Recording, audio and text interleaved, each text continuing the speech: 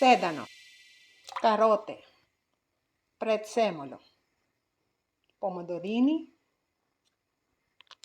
alloro, 2 leaves, 2 folye, 2 dahon, pepe, greens, cumino, cumin, chiodi di garofano, ganyan siya, 2. Then, ilagay natin si polpo. Okay. Boom.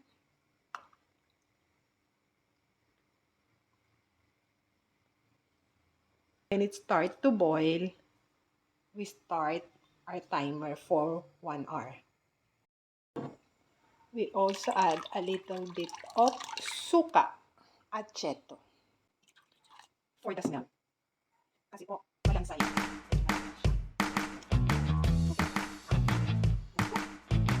Maybe you're asking, I didn't add salt. Later, po natin ilalagay. Kapag ka, before ng 10 minutes na bago siya maluto, ilalagay natin. When the water starts boiling, let's cook for 1 hour.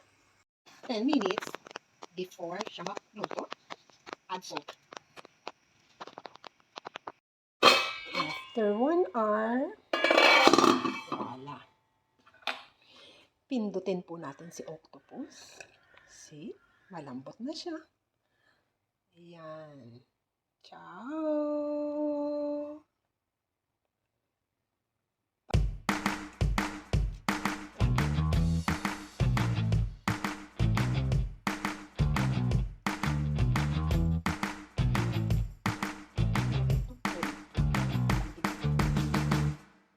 Then, get ready para sa ating botella. Plastic bag. Kailangan nyo pong palamigin. We have to cool it before putting in a bottle. Okay? I cut the bottle into 2 parts. Since I have a small octopus, put in the bottle. And then press.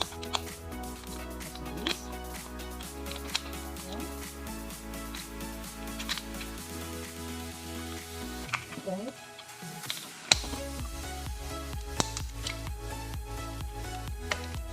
It should be pressed.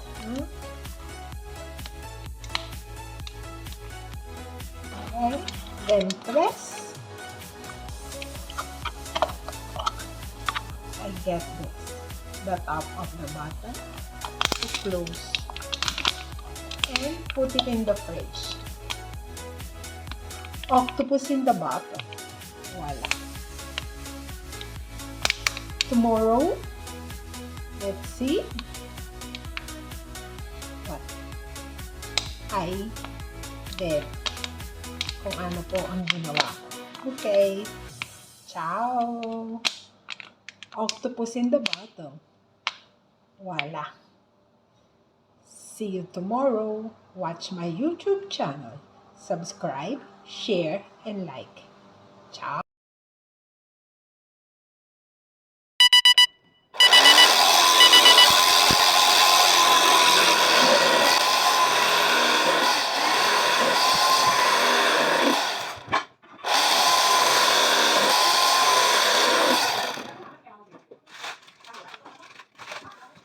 Polpi. My first course is ready. Octopus in the bottle. Put olive oil. Then you can eat this with the salad. I put celery. And then that's it. Voila. Octopus in the bottle. Or you can call it octopus salad. First course. Thank you for watching. Please subscribe to my channel, share, and like. If you want to leave a message for more Italian recipe to garnish my octopus. Voila! octopus is ready. Olive oil.